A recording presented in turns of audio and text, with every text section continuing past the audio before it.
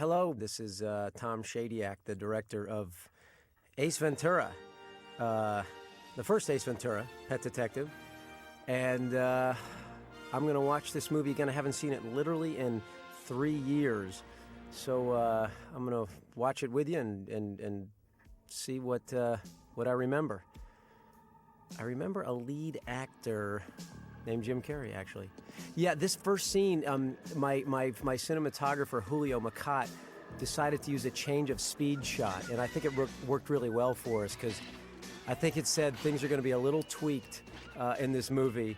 And as you can see from this first scene, it was definitely a different tone from, I think, what movies had been in previous, at least recent years. We made a choice in this movie to go way over the top. I'm sure I'll talk about it a ton. It was a very risky choice. Jim and I both felt we could be ending our careers. Not that we had much of a feature career, either of us, at the time. Jim couldn't get arrested. I mean, the offers weren't coming in certainly like they are today. I'm sure he could get jobs, but I couldn't certainly get arrested. And we decided to make a big choice in this movie.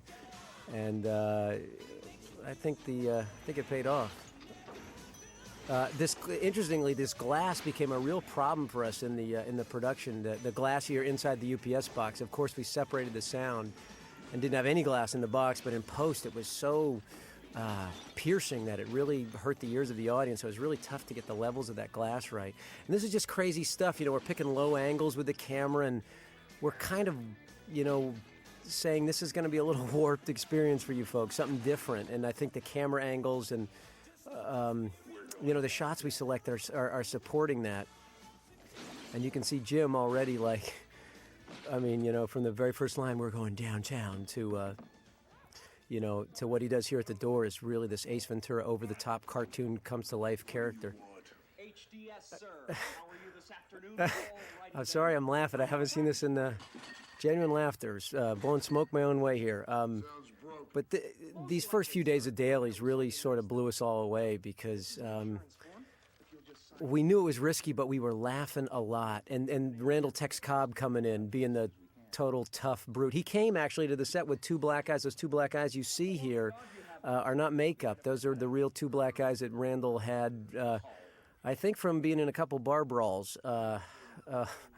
Randall, I don't want to speak for you because I like to live, actually. But I think he was in a couple bar brawls and came to the set with two black eyes, which we felt were great for the character. So we kept them, obviously. And this, of course, it's funny to see this again, because this language got in the nomenclature, I guess, if that's the right word, the alrighty thens and the take care now, bye-bye then.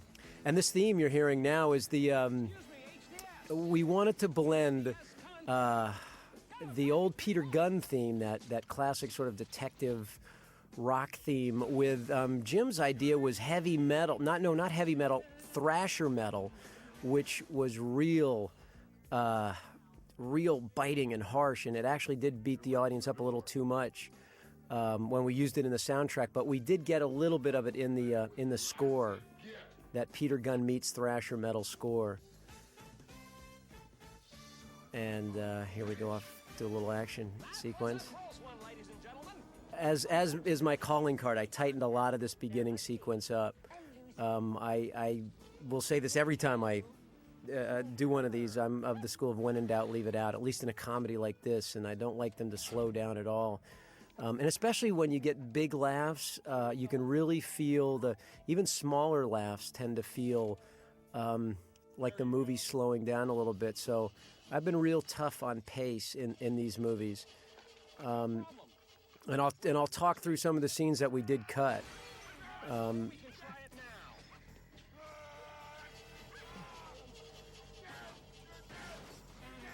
Yeah, Tex is the real deal. Tex is really beating this car up, and he's a great actor. And again, he did a little piece for us in Liar, Liar, which we ended up cutting, not because he wasn't brilliant, because he was.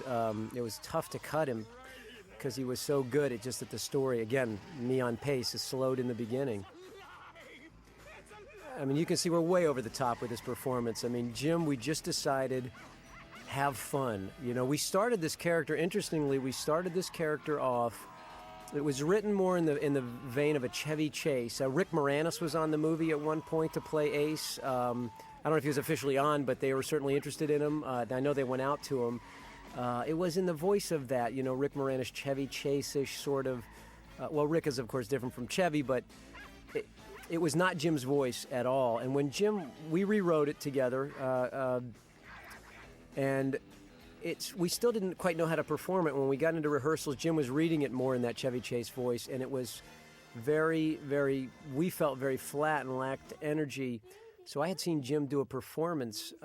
This is Rebecca Ferrati, a beautiful, beautiful girl, who, again, came in and gave us a great job. This is a really funny scene. What you'll see here in the end is more of Jim's improvisational skills. You know, she obviously is going to slink over to him. And when Jim grabs this ceiling piece here, that's Jim just being on location, looking around, seeing what he can do to make a moment different, to really go for something.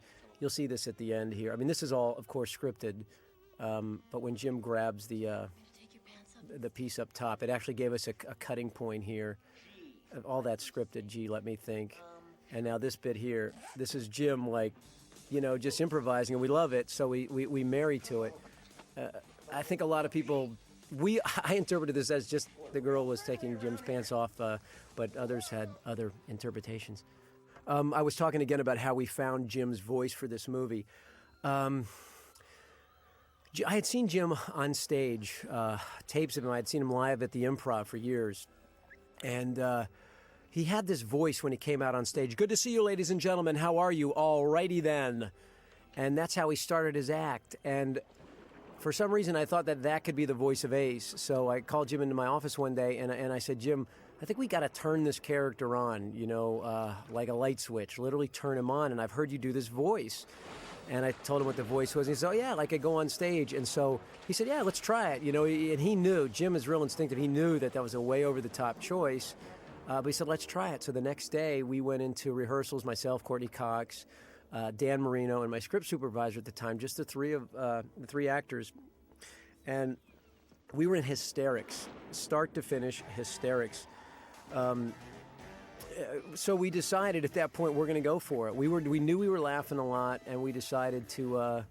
This is another thing we came up with on the set. Jim's going to drive like a maniac. We decided that Ace was going to be cool. The idea of the movie is stupid. You know, let's face it, a pet detective is stupid. The on-the-nose way to play it is, you know, he's bumbling and forgetful and clumsy. We decided to make Jim the coolest guy in the world and have fun with that. And again, I think it worked. Again, it's Jim's leaning to always go for the thing that has not been done before, do it differently. So that was a really important choice. But again, Jim and I, about this over-the-top choice, we laughed so hard in dailies, all of us, and on the set. But you never know if it's going to be funny in the theater. And we literally didn't sleep for like the first week or so. We would, you know, call each other, and I'd go over to his room and say, what are we doing? And we decided we've just jumped into the comedy void, and we're in there, and let's go for it. This is a terrific actor, Mark Margolis, I believe out of New York. And as I said before, one of my theories is to surround Jim with very real actors.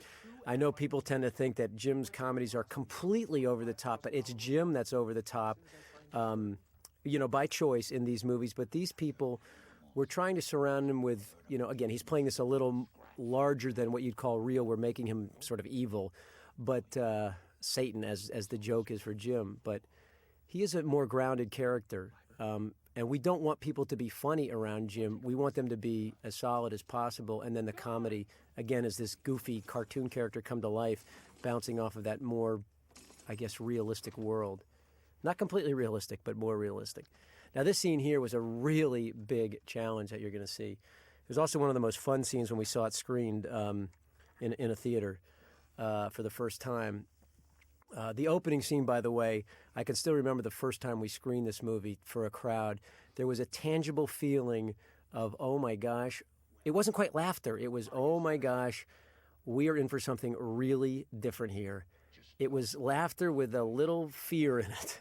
And I think after word got out what sort of this animal was, called Ace Ventura, that laughter began to take over. But that first reaction I'll never forget. Now, this scene, of course, is where the animals come out of everywhere. And you know the adage, don't work with kids and animals. And I had the biggest kid in the world, Jim Carrey, and every animal, of course, in the animal kingdom. This took about 3 months, actually, of pre-production to train the animals just to do these little bits here. Certainly they don't come out of drawers and toilets in their natural environment. And this was sort of our St. Francis shot, is what we call it. Jim with the animals.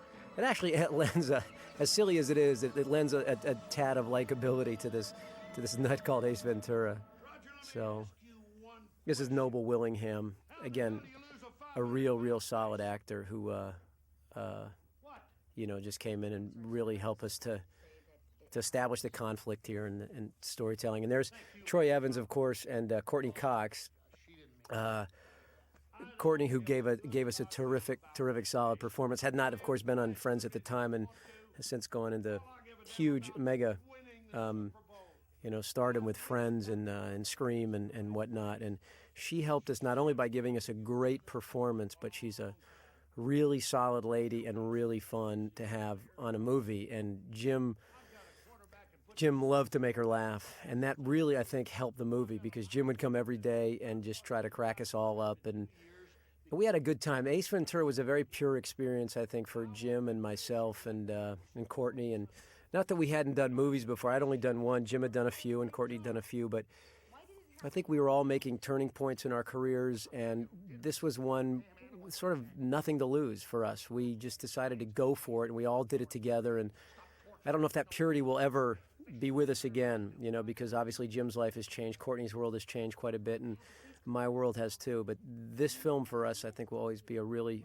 pure experience for us. Now, believe it or not, we actually did research pet detectives quite a bit, and they exist. And we're trying to establish a touch of credibility in this insane world that we've created, because pet detectives are out there, and they consider it a highly scientific profession. So, and this is that white pigeon storyline that we set up, which interestingly was something that I cut earlier. We had a pet shop scene where Jim comes and sees a friend at a pet shop, and we establish a little bit that he's doesn't have any money, and we decided to do it with the scene at the door there with the landlord. Put all that information there because the pacing was a little off in the beginning again for me.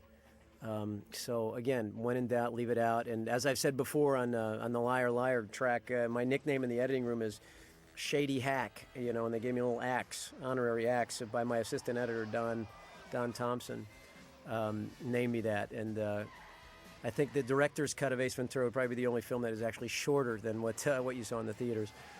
There was quite a bit of footage cut out of Ace, and I actually looked at it recently, and I showed it to Jim, and I still feel that it belongs out of the movie. It wasn't like I felt we were too hard on getting big laughs or something. I really didn't feel that it belonged in the movie, and I still feel that way. Thanks, Martha. Hi, I'm Melissa Robinson. I mean, we're so over the top here. You can imagine on a day like this, Jim and I are looking at dailies going, okay, it's pretty much over. So what can you do? I'm thinking about law school. How about you? But thank God for kids and their openness, because I think they were the first to really embrace Jim and this crazy vision we had. I mean, this whole spitting thing with the sunflower seeds. I believe that was also improv stuff. Now, these dolphin training things were really tough. Of course, very important for our plot. I actually think Ace Ventura is a very tight plot, a very well thought detective story. I mean, it's kind of unique. The ex-field goal kicker kind of goes crazy. It's a touch out there. We completely would admit that, but it is, I think, a fairly tight plot, and I think that actually does help comedy. If the audience isn't questioning, I mean, we have things in teeth now, and we're moving toward other bodily function jokes. So stay with us, folks. But if the audience is questioning your plot, I think they're a little bit removed from your comedy also. I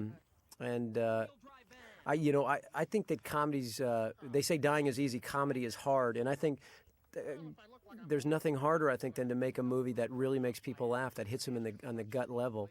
And we really do take care of things like story, even though I don't think some people would agree with that. We do. We do think about it a lot and do the best we can with story. We use a lot of the dolphins in this film, and I think they did a great job. Guys like Jeff Ulenake, who's now with my team, the Washington Redskins. Hail to the Redskins, everyone. I think people in Dallas may have just burned their laser discs. But they came in and did a great job. Dan Marino came in and, was concerned because he, didn't want to look bad in a film. He's a very professional person. And we just had a blast with him. Don Shula agreed to help us out. And I think it really did help in the whole overall feeling of fun, in this film. You'll see some stuff with them coming up. Now, here's some wacky stuff that, we came up with on the day. By the way, watch the continuity if you want to know about shooting outside in Florida. The continuity of the clouds. Watch how it jumps around because it was raining and not raining. And this is a really low-budget film for films today. And I believe it was made for around $11 million. I don't know whether I'm supposed to give that out or not, but I just did. And the sky, you'll see, jumps around quite a bit. Goes from a little sunnier, a little cloudier, a little sunnier again. But it's amazing how much an audience will forgive on that if you can obviously focus their attention down here on our hero, Jim. This is another thing Jim came up with on the day. We decided to support it with some whacked camera angles and get right back to the investigation, of course. But, hey, we're in an over-the-top vehicle, and we decided we're not going to shy away from this. We're going to have as much fun with this as we can and die trying. So, all this stuff is... I'm not so sure how motivated it is other than a guy that's just, likes to have fun and, because most of the stuff Ace does can, I guess if you're pretty liberal, can say it's motivated somewhat. I'm not so sure if we can find motivation other than he's a silly guy. Not available. Roger, been waiting all day. I got to get a shot of his new trick for the evening news. What, is he sick? Oh, Yeah, where is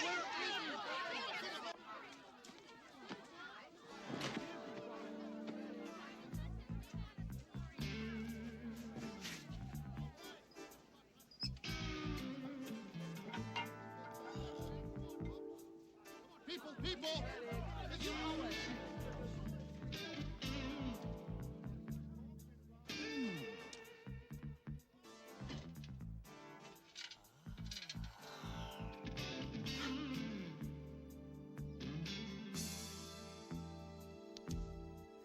Here's the key, to the case, of course, finding the stone.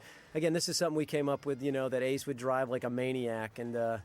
No regard for authority, and we came up with this little Ace Ventura, the way he parks, which is actually something that I don't like to borrow stuff. We actually borrowed it for a moment in The Nutty Professor. We did a 360 with it, I believe, in that one.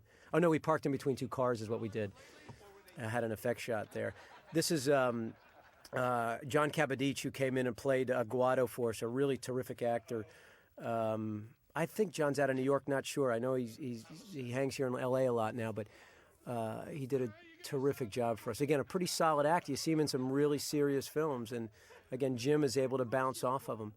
That bug, by the way, that was squashed. It's was my first taste of how meticulous we have to be with animals. We had an SPCA. I think it's SPCA, whatever association wrangler out there to make sure we didn't actually kill a cockroach. God knows you can kill them in your kitchen, but you cannot kill them on screen, and I think that's okay. That's okay. So those are fake bug guts. Now this is a choice that I'm going to blame on Jim Carrey again. Why not? This scene was not written as talking out of Jim's butt. It's something that we changed, and it was something that Jim had improv'd one day at In Living Color. And it's something that we thought might actually work here because obviously Jim has no regard for authority, and this is even a friend of his. But anyway, this was a moment in the movie that I think people either hooked in or walked out. We didn't have a lot of walkouts, but I think when they did, it was at this point. I remember seeing someone in one of the screenings, an older fella, just say, "Okay, that's about enough."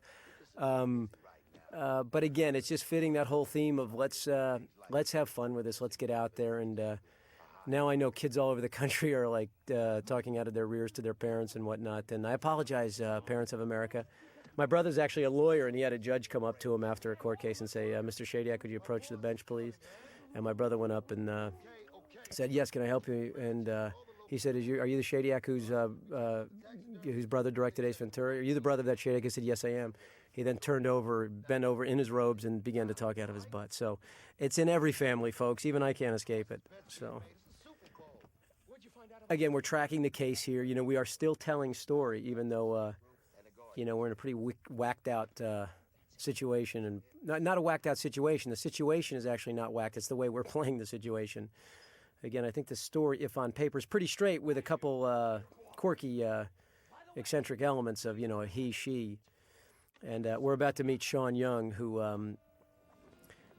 came in as the Lieutenant Einhorn character. Very key role. We didn't know how exactly to play this role. Were we going to hire a transsexual, a transvestite? And we actually interviewed quite a range of talent for this, and decided that it would just be funnier to have Jim basically going head-to-head with Sean Young. Things like Holy Testicle Tuesday are phrases that Jim has made really a name on, I think. I mean, besides his extraordinary talents as a physical comic and a comic actor, but he loves catchphrases. Holy Testicle Tuesday. He's always out there thinking about what could be catchy, what could get in what could get in the culture as the new catchphrase. That's what he thought about alrighty then, and he was right. He hit that one. Holy Testicle Tuesday. I don't know if it was on everyone's lips, but that's what he's going for when he's thinking about the dialogue he's writing. This was a tough speech here, I remember, for Jim, because he's got a lot of scientific verbiage. And we are in a very, very hot environment. South Florida can get really toasty, and we didn't have the air conditioning support in this building that we needed. And I suggest to any comedy film director, aspiring director, writer, producer, make sure that you get air conditioning, because there's nothing that'll wilt a performance quicker than hot and soggy actors. So we had to change Aguado's shirt about 300 times. That lieutenant, John Capodich's shirt, because it was an instant pool of sweat. This is another thing Jim wanted to do, this little hand snap thing that I don't think ever quite caught on. This group here was, we had a lot more of this in the movie originally. This is thrasher metal. Cannibal Corpse is the name of the group. They're the greatest guys in the world, and they sing like this pretty wild stuff. And they literally sing. Their lyrics are about entrails of dead kids or something, and it's pretty out there. And obviously you can't understand it, so it wasn't anything that would affect us in terms of rating or taste or anything. But we had a lot of this in the movie, and this club scene area ended up coming down quite a bit for pace. And I think the main reason was because this music did beat up an audience. I mean, even kids who love this music get a little beat up by it in a movie environment. My editor, again, I've had one editor for all my films, Don Zimmerman, a brilliant editor who has taught me so much. Don first told me that he didn't think it was going to work because he couldn't even hear it in the editing room. And Don's pretty open. He's done all types of films, from Coming Home and Heaven Can Wait to Ace Ventura. So he's done a various style of film. Didn't think an audience would take to the music, and they didn't. We didn't think they did. I was really lucky on this film. It was my first feature film, and I got surrounded by great people. I had a cinematographer named Julio Macat, who shot the Home Alone movies, was very adept at not only beautiful lighting and really, helping to paint the scenes, but also was adept at comedy in terms of rhythms and pacing. And Julio has this thing called the bonus cam, which he buries. It's an extra camera. Julio, I hope I'm not giving out any secrets here, but he brings an extra camera with him, and that camera comes in handy quite a bit on any kind of action sequences or any kind of physical stunts that Jim does. And now I've sort of stolen that idea from Julio, and I make sure we have an extra camera or two around. This scene came down quite a bit too. Jim had this idea for this kind of banter that they would have, and it just is it, isn't it? That kind of questioning each other. Is it? Isn't it? Does it? Doesn't it? And it never really caught on. We played the scenes out, and we fully screened them, and they didn't quite work. So that's comedy, though. You never quite know. You have a hunch, and you hope to have your hunch more often right than not. But the truth is, nobody really knows. And I was just saying the other day, the funniest scene I thought in Liar Liar didn't turn out to be the funniest scene. It was a scene I thought Mike had cut from the movie. But again, you hope to keep ahead of the batting averages and be right more than not.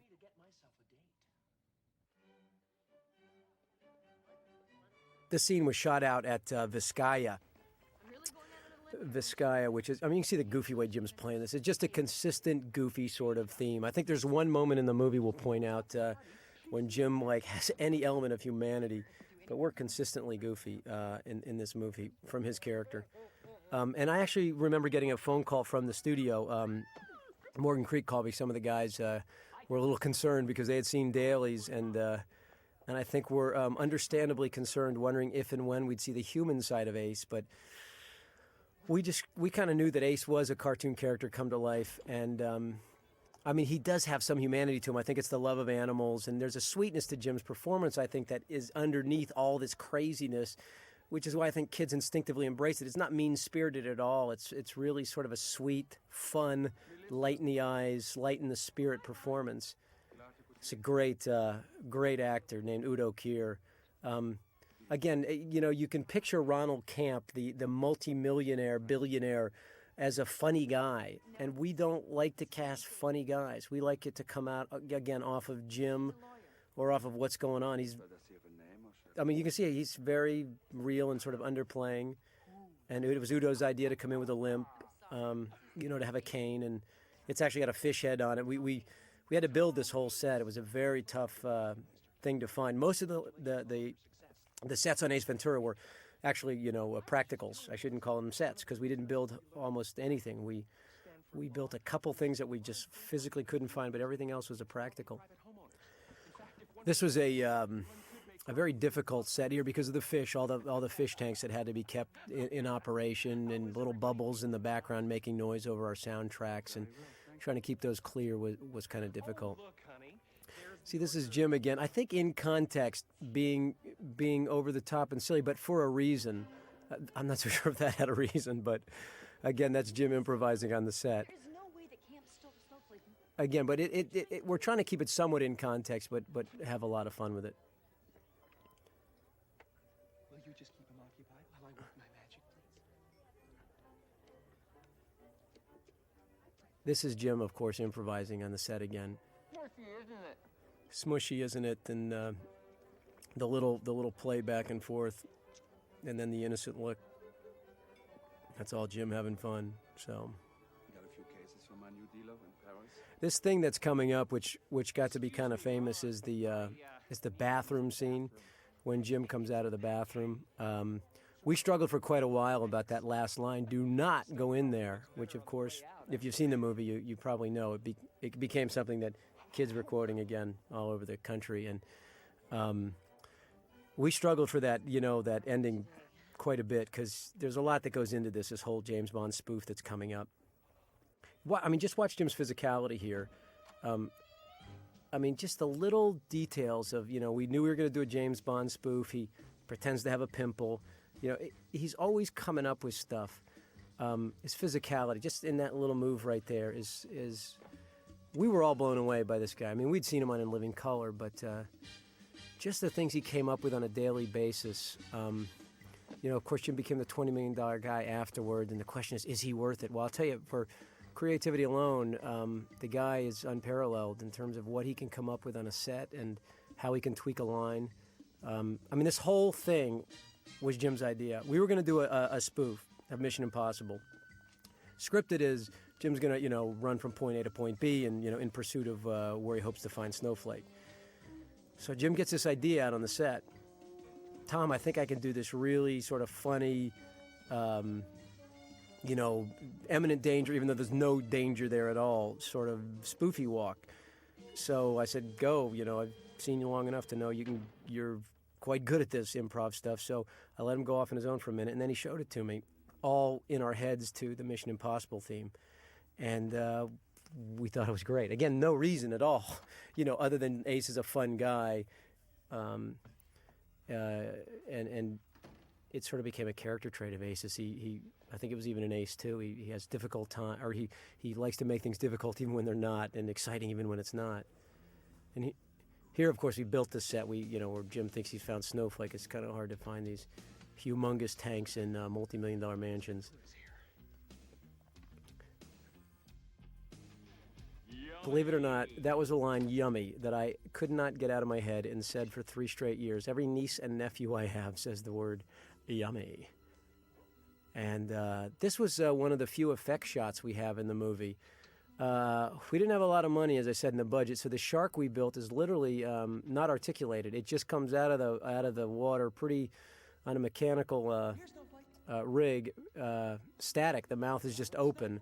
And we articulated the mouth in post because it didn't quite work. You could see it snap there at the end. So the reason we were real hard on that line, do not go in there, is we've built this whole thing up. You're going to see Ace wailing around in the tank. And, comedy rhythm, I think, dictates that if you've done this whole piece, your final line at least has to be up to or top where you've been. And we've been in this huge shark tank sequence and all this chaos that Ace has gone through and almost, gets chomped in half here. And let's face it, if we were in a reality-based movie, he would be chomped in half. But in the world of Ace Ventura, he's going to be okay. We're actually quickening this up because the mechanical rig. So we're up pacing. I think we're just a few frames off of 24 frames here to speed it up a little bit. And yes, it was a Jaws spoof. Jaws. I mean, they'd come out several years before, but it was in such a cultural piece that if you're going to do something with a shark, you got to do it differently, and you got to top it. So we tried to do our little spin on it. And, of course, you can hear the music even under the undercurrent is a little bit of a Jaws feel. So here comes Ace, and the line that, of course, we've got all this tension, everybody's looking, and silence at the party, and then Do not go in there. That line got screams at the theater at every screening, every time I saw the picture. I mean, if you're with it to this point, I think that's a line you probably will enjoy. And now here we're going to get back to tracking the story. And this discovery, this stone, this was the way the Ace Ventura saga began was it had been a script at Morgan Creek for some 3 years, and it was written by Jack Bernstein, real clever writer and real great idea to have this pet detective solving a case, but it could never quite get on its feet. And I was a very, out of work, struggling director at the time, and I was willing to direct traffic, basically. And Morgan Creek had that script, and I read it, and I thought there was potential there. And I met with them, and I said, why don't you give me every draft you have, and I'll see if I can come up with a way to rewrite it, because they had told me that they didn't have quite the take that they were comfortable with. They wanted it to be a Fletch for the 90s, as they called it. So I took the script home and had one of those God-given inspired moments where I literally knew within 20 minutes that I had the fix for the movie. I knew that the fix was they had the wrong antagonist. The antagonist was Lieutenant Einhorn, and that it was all about this ring, the ring with the missing stone, and that originally I had Lieutenant Einhorn being the sister of the field goal kicker, and a friend had suggested, friend Eugene had suggested we combine those characters. It was a brilliant suggestion. So I took that pitch into Morgan Creek. I actually called my agents. I said, I have the fix for this movie, and my agent said, well, you can't call him back yet because you've only had it for 20 minutes. And I said, well, it's okay, call him back. And he said, no, we should wait a day. So I sort of was chomping at the bit, waiting a day, and I eventually called him back the next day and said, I've got the fix, and I came in and pitched him, and their mouths are pretty much agape because it was actually a fairly tight story and a different way to go and unified the elements of the story, and that's when they took me on and hired me. This is my favorite thing in Ace. It was. I sort of talking so much, I don't know what I would think today, but this whole find the ring with the missing stone, this montage. At that point, I had never seen quite a reaction like this in a theater. They were literally rolling in the aisles, and we actually had people sneaking in for a second and third time to our screenings. Some of the kids that had seen it the first time, you're not obviously supposed to come back to a screening because we're trying to get fresh audience reaction, but apparently kids were so enthusiastic about this new guy named Jim Carrey in this whacked-out film that they were sneaking in for a second and third time. You can see he's crossing off all the Dolphin athletes there. These guys were all terrific. The last guy, triple intercut is just a technique for comedy technique. This is one of my favorite moments here. Triple intercut being the runner, we see him 3 times. The sound effect in that can make it funny or not funny, by the way, because we saw it was like a little too painful when we went over the top with the sound effect. This is a real funny, I think real clever funny, the indentation in the head. That's Jim's pimple face kid that he always wants to do. Jim loves that character. And this is Jeff Ulenek here, who's now playing for Hail to the Washington Redskins. And this, we had built joke after joke, so they were already laughing. Their bellies were already tickled. And by the time this happened, we hit him with about 2 or 3 jokes in a row here. Jim looking, that's sort of a joke that creates tension. His looking back is another tension. This prance out, the smile, they were dead. The audience was really loving it by that point. The power of a montage, well executed, jokes that are working is pretty amazing, because you do have the ability to stack the humor, quick cutting between scenes and locations, and telling a lot of jokes in a very short amount of time, physical jokes as well as verbal. And I had never seen quite the reaction that we were fortunate enough to get from that scene. That stone could have come from anywhere. It could have come from a necklace or a... And now we're back to an tracking the airplane. story again.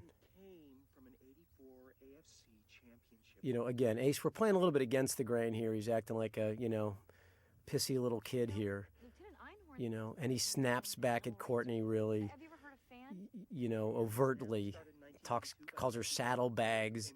We just saw it all. That was really funny that Jim, this really tough pet detective. There are 2 things in the movie that we thought was funny. I mean, the guy can catch bullets in his teeth, but he snaps. See, this is Jim's defense mechanism, Ace's defense mechanism. What do you feed your dog? Deflecting. But the other thing was when Jim finds out that he kisses a man later in the movie, we thought it would be hysterical that he can catch bullets in his teeth and meet any dangerous situation with bravado, but just kissing a man throws him into a tizzy. I think we got in some trouble. I'm sure we got in some trouble with the gay community, and we certainly did not intend in any way to be offensive here, and I hope it's not. Maybe it is, and we had just meant it personally for Ace. That was our take on it. That Ace was such a macho guy, and so fearless, but something as innocuous as that just sends Ace over the top. So here you're going to see one of the few times Ace is actually human in the movie. See, he's about to apologize. The guard comes down a little bit, and we're up into... it's a great shot that Julio came up with. We're on a crane coming through the glass here, and he thought it'd be great to have a little blood, a little storytelling device outside Podacter's apartment here, and it worked real well. The scene we're coming up on, the crime scene in the movie where Ace gets to show his incredible detective skills. Again, that opposite choice. He's not a bumbling detective. He knows more than everybody in the room, and constantly proves that and frustrates all these guys. That was a conscious choice to play this character against the grain. This was a tough scene for a lot of reasons. A lot of dialogue, a lot of exposition, a lot of verbosity. I will be harder on scenes like this in the future. We ended up cutting the scene in half. And I think if I'm a little harder on dialogue in the future and being a little more efficient with it, I won't back myself into that corner again. We cheated some lines, and there's information that has to come out here about the case, but I think we got a little excessive in the writing of it. And again, we're in a really, really hot environment, This is one of Sean's first days working, so we're all just sort of getting comfortable with each other. We don't have a lot of time to rehearse on a show like this. Sean was off doing something else and came in for a few weeks to help us out. Well, actually, for the run of the picture from here, I think the schedule was about 11 weeks on Ace, which is pretty quick for a comedy with some action. But the heat again really got to us. We were in a penthouse apartment again in South Miami, and the heat. You can watch your actors just sort of wilting in their minds, going blank when the heat gets as hot as it was on this day. So. Well, I wouldn't say that. Lord knows there's plenty of evidence here to support. Yeah, this is going to be Ace now taking over, showing what he knows. Upping his rival and creating the conflict vicarious between the two of them for the rest of the movie. Interesting.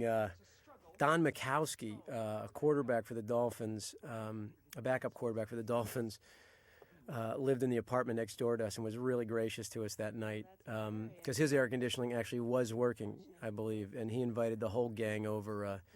Jim and Court and Sean and Tone Loke, and they actually had an oasis to cool off. And Tone, by the way, I didn't talk about Tone Loke. Tone actually was our biggest name at the time. We wanted to find somebody who had some credibility with an audience to surround Jim with. Jim doesn't need that now. He needs credible actors, of course, but he doesn't need draws. He is the draw, of course. And in those days, we were thinking, who can we bring to this party to help people come to the theater? And Tone was of course a rap star, and he did a terrific job for us. Real fun guy. We had a great time with him. Again, this whole experience for all of us was really fun, really hard. This was shot in a short period of time. I think I said it was shot in 11 weeks. I take that back. It was 45 days we shot this movie, which is 9 5-day weeks, and we did have some weather problems, so it shortened the thing quite a bit. We didn't have cover sets all the time. So it's 45 days. It rock and rolled. It was pretty quick for us, and we worked real hard, real long hours. It was real tough. I mean, I know we're not doing brain surgery here, but we did work really hard on this, and we gave it 110%, and just did have a blast. But again, I think it paid off. It was. This is the coming out party for Jim.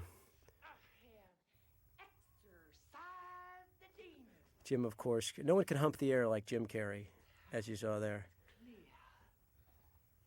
This is another one of Jim's trying to be getting a catchphrase in the culture, loser, loser, which did catch on. I think people are doing it, still saying it to this day.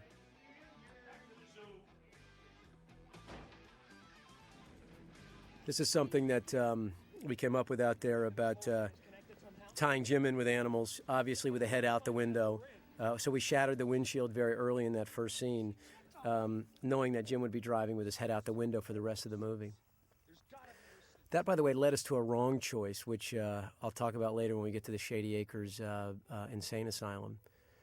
This scene here is where you see about the only scene where you see Ace Ventura's humanity. And to this day, people still come up to me and say, I really like that scene in the Dolphin office because Jim let down his guard and you could see the real guy behind Ace, and we really never saw it that way. It was Jim sort of just setting her up. There is a moment of vulnerability between them, yes, but I think the audience gave us more credit than we deserve probably in this scene. See, he's just setting her up. I mean, he gets the thought, and he's just setting her up for the bark. Now, this scene on the day, I couldn't watch this scene because I laughed so hard at Jim's improvs. Courtney says a line. I had to go into another room. I was laughing overtly, and I couldn't watch in the monitor. Courtney had a line that said, "You really love animals, don't you?" And Jim says, I think the line in the script that you just heard was, I have a kinship with them. I understand them. Well, Jim riffed 10 lines. Jim can do that. It's amazing the lines he can riff. He was riffing, "You really love animals, don't you?" Well, it was late and I'd been drinking. "You really love animals, don't you?" If it gets cold enough. He had just 9, 10 lines, and by the 6th one, I couldn't take it, and I had to leave the room.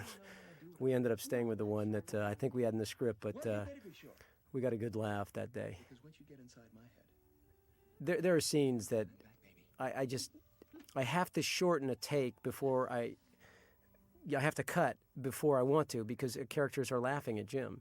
It doesn't happen all the time, but I tell you, it happens a lot because he truly does make people laugh on the sets, as you can imagine. Now, there's Ace, being more human. And now we're back to the story, of course, with this. Well, look at Sean's picture. Her as a guy spooked us all. I mean, that as a guy, it really spooked us. Sean Young playing Ray Finkel. Don't you know who Ray Finkel is? That is Sean Young, actually, in mustache and hair makeup. Of course, we had to hide her frail arms, but you don't see him in shot. But boy, from the neck up, she really can look like a guy. Beautiful woman, Sean. Beautiful woman. But when that wig and mustache go on, be careful, guys. The guy who missed the final field goal in the Super Bowl that year. Cost the Dolphins the game. But he got himself a ring, didn't he? Definitely. Replacement kicker having a great year. We're about to go to a scene that was really tough to shoot. It's probably the most unromantic love scene of all time. This is when Jim sort of hints his way into Courtney Cox's room. It's the now infamous love-making scene between Ace and Melissa with all the animals around. First of all, Courtney's afraid of certain animals, not all animals. She's got 2 dogs and loves certain animals, but some, like the monkey, she's very afraid of. So it was a little crazy for her. But also, you've got animal trainers everywhere. In this first shot, as Ace and Melissa are sort of rolling in the hay, you've got animal trainers going, sit, Rex, stay, no, up, down, sit, over here. So it's a very unromantic love scene. This pan here was animal trainers yelling all over the set. So I think both Courtney and Jim never really quite got in the mood. Again, these things we just steal. We get out there and we steal them. You roll a camera on these animals and you hope to get these head rolls. Now this bird was a find. That being the topper joke there in the scene. We didn't know what these animals were going to do, and we found this bird that could do this crazy suggestive head bob, and it was the payoff point of the scene. Oh my God. And again, this line that's coming up is Jim being the superhuman Ace, of course. 3 times? I'm sorry. That's never happened to me before. I must be tired. Sorry, I haven't seen this in a long time. Okay, I'm ready again. Oh boy, we were crazy. We didn't have a lot of time for or funding for second unit. We got a few shots here of the.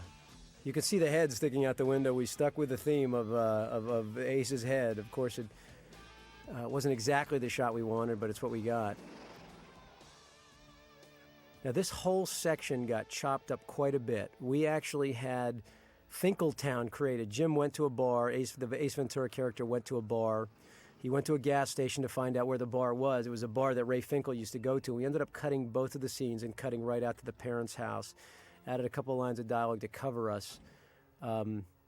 This house here, we had a real tough time finding the Finkel house. Again, we didn't have the funds to build it.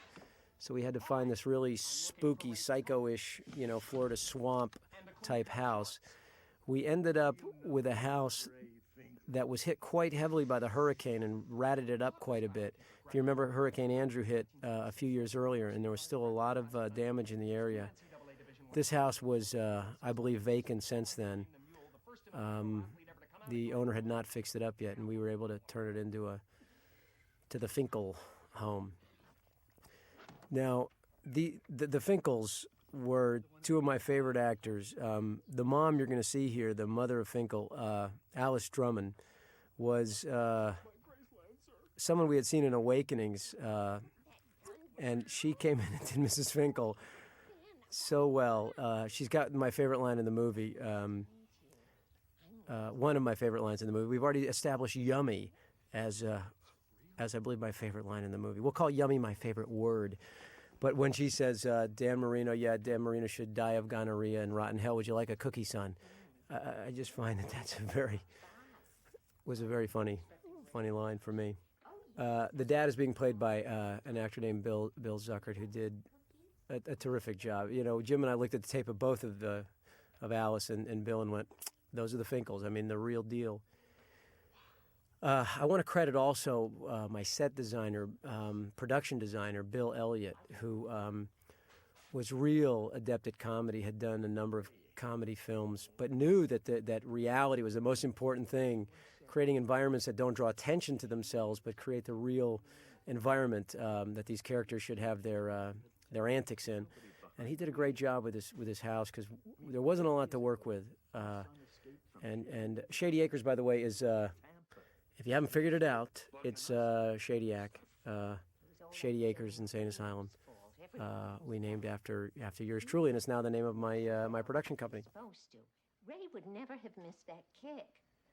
Dan Marino should die of gonorrhea and rot in hell. Would you like a cookie, son? Sorry, I can't talk over that line. I just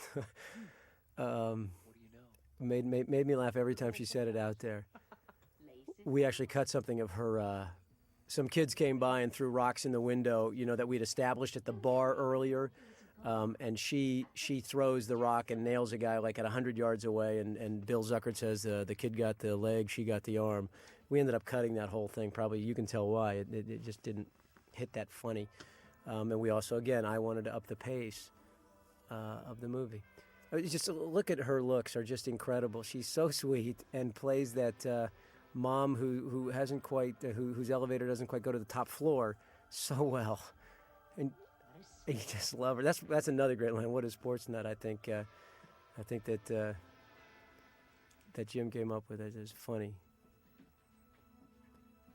And Jim actually did some stuff into the that we cut from this. He once he started the film, he did little hand puppets and shadows, and I think they ended up doing some hand puppets and shadows in Ace 2 that were really funny. But we thought we were too late in the movie.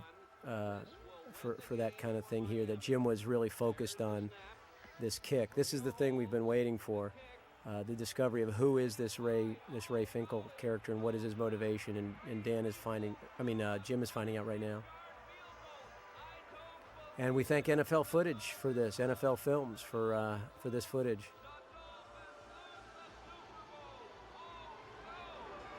Now here you're going to see something that we cut quite a bit.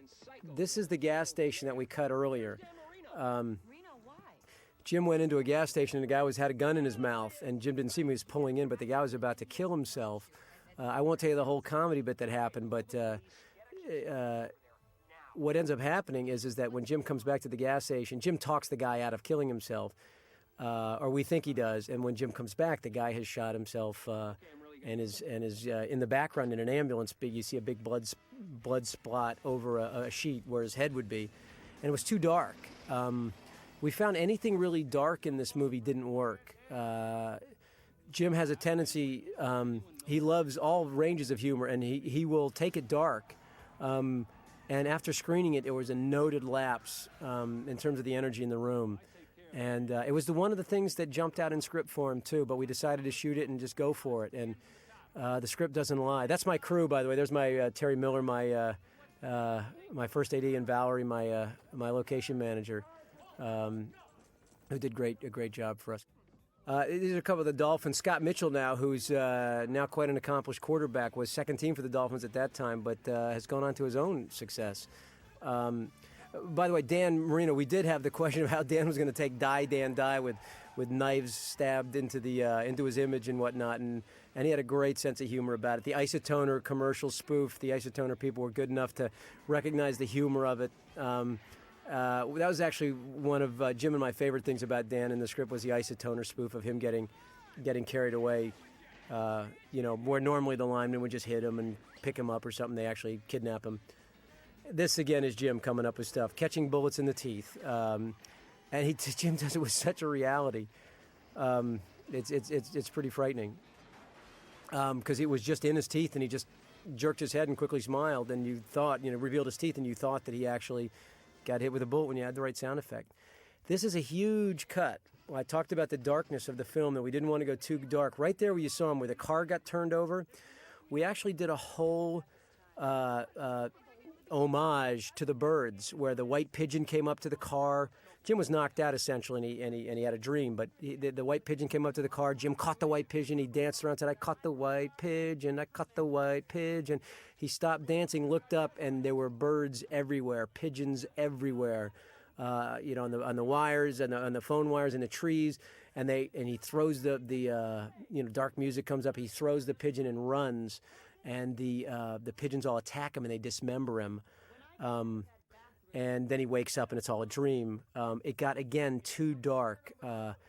That one wrote really funny. We thought it was going to be a really funny bird spoof homage, and it ended up to be just a touch on the dark side. I think because kids responded to the purity of this performance here from Jim, and yes, we did get edgy with it, but it never quite got dark. It got fun edgy, but not really dark. All right, Ventura. Once again, we're back at that same location where the heat was just stifling, and we had a tough time with the scene, even though it doesn't seem like a difficult performance scene. It's a lot of dialogue, and the heat just sort of sucked all brains out of all of us, crew members and cast alike. I saw the guy's room. It's cozy if you're Hannibal Lecter. So how does Roger Podacter fit in? My guess is Finkel was snooping around, Podacter recognized him. End of story. As for Snowflake, they gave him Finkel's number. Again, this is story exposition stuff that we need to tell to keep peeling the onion away for this case. Did a Claude Rains? He's been plotting his revenge for years, waiting for the perfect time to get back at the Dolphins. And of course, he's talking about her, but he doesn't know it. Her who was a him. If you notice on the desk, I just remembered there is a 2 apples and a banana that sort of give away their sort of anatomically suggestive props that we used. If you look earlier in the scene, you'll see the 2 apples placed strategically around a banana, and you can take it from there. Little foreshadowing, indeed. Maybe I was wrong about you. Maybe you are more than just a pet dick. Little love scene. You're mistaking in my hip. What's wrong? Sorry, haven't seen this in a while, and just Right? I laugh sometimes at how far we went with this thing. We did. What is it? We were out there long before Independence Day and Men in Black. We went to the outer reaches of outer space with this performance. Down, boy. We got interestingly, we got trashed review-wise on this movie. Not across the board, but we're getting close to the 90% trashing. I don't think people got what we were doing in terms of the reviewers, which is fine. I mean, it's a subjective medium, and people didn't go for the ride, the reviewers, so be it. Will deliver Snowflake. When I find Snowflake, I'll deliver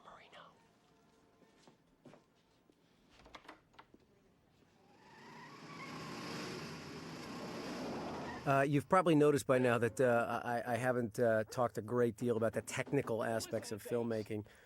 I don't really consider myself a technically averse director. I'm learning as I go. I learned quite a bit on this film, of course. The learning curve goes way up. There's my name. Hey, Shadyak. A little self-promotion there. It's a good thing I'm a master of disguise. But technically, I didn't come out of a technical program. I came from the background of writing. And I'm sort of learning as I go. Again, learning a lot on The Nutty Professor with special effects and what you can do and how that can support and help storytelling and comedy, joke telling. But I really come from a storytelling background, and I never came to L.A. to be a director. I came to L.A. To get in show business, and I was joke writing for Bob Hope at the time. So I really didn't go to great lengths to study the technique of filmmaking. Never had that plan in my background or that plan in my mind. I really wanted to make people laugh, tell stories, move people. And I stumbled upon directing because I was an acting coach for a little while and had done some stand-up comedy. Just wanted to try it, fell in love with it, and found out, from talking to people that you didn't have to know all these technical things. I was going to do a student film, was a little overwhelmed with, guys, I don't even know what a camera is. I don't know what exposure is. I don't know, film stock, lighting. God help me. I don't know any of this. And they said, you don't have to know any of it.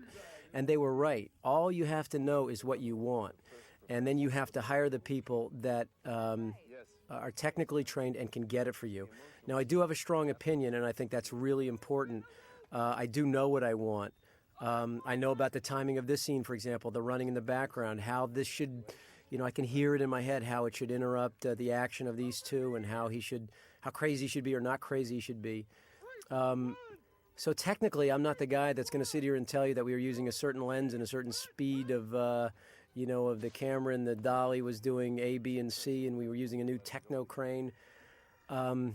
But I come from storytelling, and I think that's a really important background for any director. Yes, the technical things will help me tremendously, and as I said, I'm learning them. But you don't have to know them. You don't have to. You just have to know what you want. So don't let the technical side of filmmaking intimidate you. This is a pretty funny moment here when Jim smashes his head in this seat. I'm talking over one of my favorite scenes, this whole insane asylum thing, but bam, that's the actual sound on the day, I believe, out there. No, we did enhance it a little bit, but it was obviously the speed didn't change, and that was Jim smashing his face into a bench. Surprised all of us.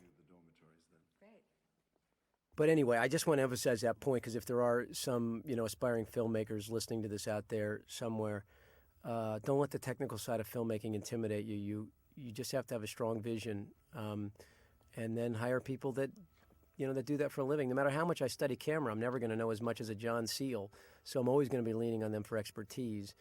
It will help to learn about it, of course, but you don't have to be an expert in all areas. This hairstyle is something that you see how Jim's hair is all whacked out there. We got lucky with this. We thought because Jim's head was going to be outside the window. Here's a moment. It's this little moment here on the popping paper, which is kind of a cute little moment. My cameraman Julio Macat came up with. Jim and I are pretty open to suggestions from anywhere, and that one turned out to be pretty funny. We kept it in. But this hair, we were going to play this hair for the whole movie because Jim, of course, rides his head out the window of the car like a dog, sticking his head out the window of a car. And so we said, oh, well, let's go for it. But we realized it would be just too much for the entire movie to have this, bozo clown hair to that degree. So we just got lucky. It turned out that the choice we made the first time we shot the scene with his hair like this wildly was at Melissa's house, which was the scene right before the insane asylum. So we kept it in the insane asylum as a character choice of Jim's hair going, as part of his character to be crazy or to play crazy. And then we took it out for the rest of the film. We didn't use it anymore. The choice, we steered away from it everywhere else. Interestingly, thinking about my comments, I noticed that most of them are story-oriented or character-oriented or performance-oriented. And again, I think that's because of my background.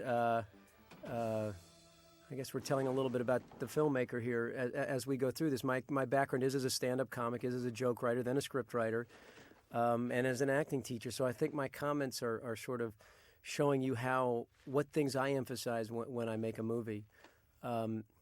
We just did the signature edition of Liar Liar the other day, my first one. So you guys listening to this is round 2. I'm learning as I go too. Again, more storytelling here to get us back on track to where Einhorn is, and this is where he figures out the whole case. A hiker missing since Friday. Lois Einhorn. Holy shitballs! Another one that Jim was trying to get in the vernacular, if that's the correct word.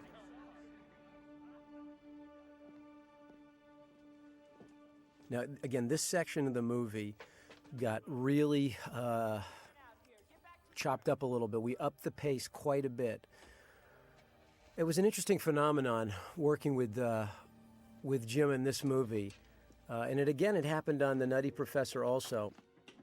A little bit on Liar Liar, but not as much. And that was that the laughs we got, this was our theory about it anyway, the laughs we got were so big, so raucous, that the rest of the movie suffered in pace a little bit.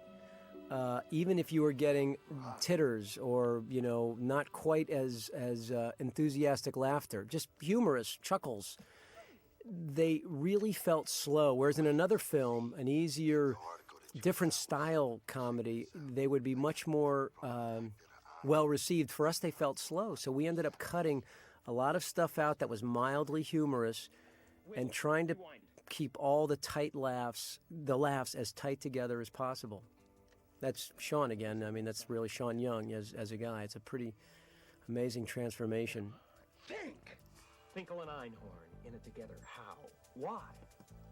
Well, I found that also on The Nutty Professor. The family scene in that movie was such a raucous laugh fest. And some of the other, physicalized comedy we did with Eddie, that we found ourselves tightening the story quite a bit because the audience really, I think they felt that, boy, we want to laugh during this movie. We're getting big laughs and can't wait for the next one. That's what we were sensing as filmmakers. Quitter. What do you want? Huh? I don't have any food for you. I have to have money to buy We food. built this set also, and the reason we built this set was for the ease of working with the animals. As I said before, we had 3 months of training these animals. This little dog trick that we take for granted was not easy to just get him to sit his head right down in the right spot, because obviously he's going to be part of our storytelling. His hair goes around the picture. He thinks of him as a her for the first time. The light bulb moment in this movie right here. But we built this set so the animals could have their own environment to hide in the closet and come out, the birds and the otter in the toilet and all the rest. That's it. Now, at the time, obviously, we didn't have this scripted crying game spoof. We were all a little taken aback by the fact that when we had already written this he-she slide, and the crying game had came out while we were filming this, or just before we finished, and we realized that they were kind of ahead of us, so we decided that our sequence would operate spoofy. We would spoof the crying game. We decided to hit it, head on, and go ahead and use the music from the crying game, so it didn't look like we were ripping them off or we got inspired by them. We were spoofing, in other words, here. And this, again, as a scene got us in a little bit of trouble. I'd have to watch it again to see how I felt about it. I'm talking so much. But there was some backlash from that. Certainly meant no harm. But, Steve Martin has said before there are things that he's done that maybe he wishes, as he's matured, that he didn't. Maybe I'll come to that about that scene. I don't know, but there was quite a backlash. Again, the big choice, Jim's got so much gum in his mouth, that he just takes a small moment of just chewing gum and makes it even bigger.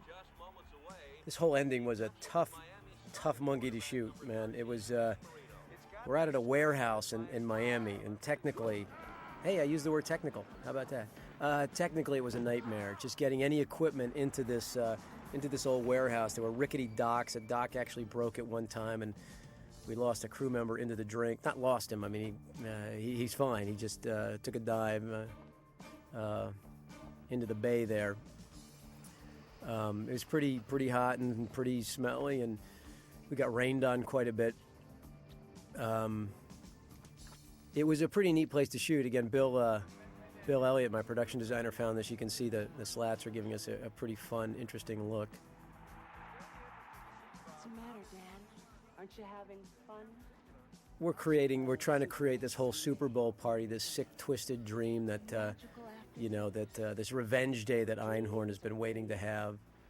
I'm crushed. Look, lady, if you want tickets, you're going about it the wrong way. Again, Ace just sneaking in, doing silly things. We cut a lot of this. Ace had some really wild stuff walking across these docks, but in the interest of the pace again, we cut out the smaller laughs to get, hopefully, to the bigger laughs. My favorite thing. Here we're using Pete Stoyanovich came in and doubled for Sean Young. He was the kicker for the Dolphins at the time, probably the best kicker in the NFL at that time. And you'll see this reverse shot because Sean, God bless her, was not the greatest field. That's Pete right there. And he hit that hole just about every time. Amazingly accurate. But that was actually Pete in the reverse there, Sean Young. And this shot you're going to see of Jim, this little fan thing where the boat moves about 2 feet. Again, that's a Jim improv. Guys as creative as Jim is always smart, you know, all you future filmmakers, walk them out onto the sets early and let them take a look around and let them be creative. I mean, it's no accident that Jim got to this point in his career. He was doing brilliant improvs on A Living Color, coming up with brilliant stuff.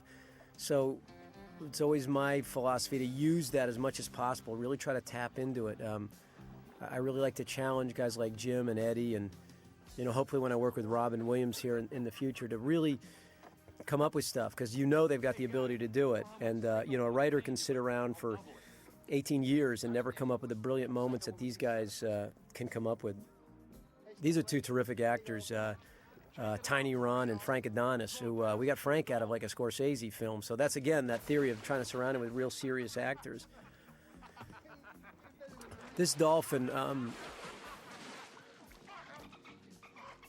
This dolphin was a SeaWorld dolphin that we got, and Jim, of course, doing more spoofy dialogue. The dolphin, we wanted to train to take a gun from Einhorn, and interestingly, dolphins, being the perceptive mammals that they are, fought that, taking that gun. I guess it instinctively knew that it was an instrument of violence or whatnot, and we finally trained it to take the gun, but sure enough, on the day, it would not take the gun. You'll see it. It's coming up here in the ending sequence. Now, we're also coming up to something that, again, harkens back to the tone of this movie. I believe you have to be fairly consistent with tone because an audience will perceive it. And I talked about the darkness of the tone of some of the gags. This was the darkest coming up here. These 2 guys, Tiny Ron and Frank Adonis, their characters got beheaded. He stands them up here, and originally as scripted, and it stood out in the script, it's nap time. That's Jim's line coming up. And then, bam, those guys got beheaded. You know, we had to do a close shot of 2 dummies getting their heads taken off. And Jim had a line, of course, you know, wiping the hook off and, you know, whatever the line was about, you know, telling his attorney that, you know, he did nothing wrong. There was no intent. But we ended up cutting that, and I think for now obvious reasons, because it went way too dark. Even a split second of that kind of violence in this kind of movie did not work at all. We screened it, and the audience completely rejected it. So, again, I don't think we were being true to tone. Careful with that phone, Lieutenant. In time, you could... And that wasn't tone loc, that's tone of movie. Aguado is Lieutenant Einhorn. Send some men over to the Hollandale Yacht Basin on Victoria Road. I've got the kidnapper trapped in the warehouse. It's Ace Ventura, pet... Yeah, everything in this whole scene was just harkens back of struggle because it was a really... We couldn't move the cameras. You see there's very little camera movement in there. I wouldn't make this choice again, probably because it was so limiting for us in terms of what we could and couldn't do. I don't think I'd... The look is great, but I don't think I'd make that choice again. I'd want the freedom of being able to move around a little bit camera-wise and getting a little fluidity to some of the shots. Right now we're pretty much shooting single, over, you know, master kind of stuff. Hey, I'm getting more and more technical as we do this, aren't I? I'll never tell Wow. anyone, I swear. He's the one you want. Kill him! No, kill him! No, kill him! Kill him! He held the He's the ball, detective. remember? Come on, look at the guy! Cry, baby. Jock. Wimp.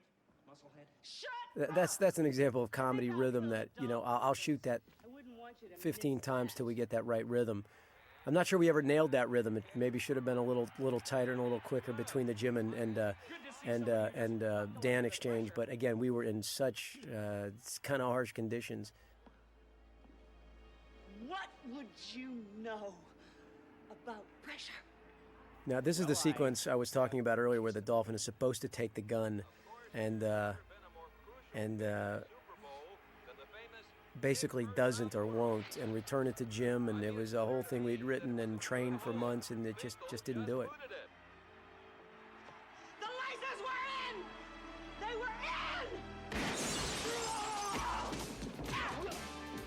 This is something that Jim thought would be hysterical. He just got this image of him beating up Sean Young and conversely getting beaten up by Sean Young.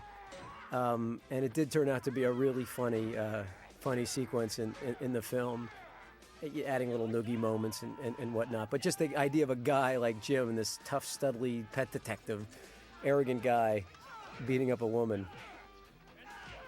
The stunt doubling in the movie I thought was really great. We had a guy named Jim Vickers who looked exactly like Jim.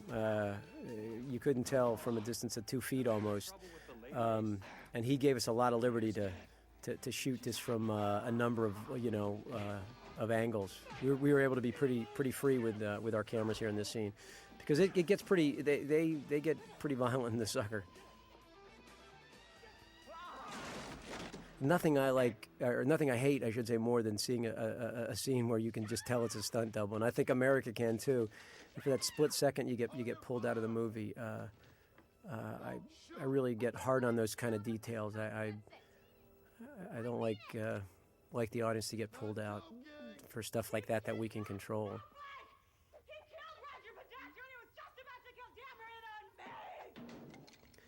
Again, you can see this is pretty static storytelling too, because we can't move. Literally, if you maybe can't see the floor as much as I know what exists there, but it's all small little docks and then water. I also learned a lot, over the course of the next 2 movies about shooting stuff. Ace Ventura was shot. I shot it probably a little closer than I would shoot comedies in the future. Liar Liar, I think I came off the actors a little more, trusted Masters a little more, trusted, just trusted a looser camera, a nice cowboy cutting at the knees or something. A joke can play in that. You don't have to be in there necessarily, especially on someone like Jim. Now, of course, a lot of jokes play great in medium and close-ups, but, you can come off of Jim. I could have shown off this location a little more. I mean, what the heck, we're out there. But again, I was learning. And even from my commentary, I think you can tell I'm a very story-oriented, joke-oriented, humor-oriented, character-oriented sort of approach to movie making, have that approach. But give me time, folks. I'm learning. This again was something when I told Jim about the story spoof that I'd come up with, this story twist about the he-she thing. Jim, of course, wanting to make it unique, came up with all this way of making, being sure that it was a guy and then ripping open and finding her breasts and Mr. Kanish here. And now we're about to come up to one of the weirdest moments I've ever had as a director, and that is actually picking out the prosthetic penis that goes into this reverse shot of Sean here. It's a surreal moment when the prop department comes up to you with about 24 phallic objects and asks you to pick one for size, shape, texture. But that was the calling in the scene. So Has just brought some new evidence to my attention. Now, this was a huge risk for us. Huge risk, because the story, the entire movie rests on the audience going with this moment. If they don't, it doesn't pay off. And we've gone a long way, for naught, because this is the moment. And I think I think I'm going back to that Steve Martin moment where you're not so sure you should have put that on camera in the first place. No, but actually it was important to the storytelling. You had to sort of see the evidence.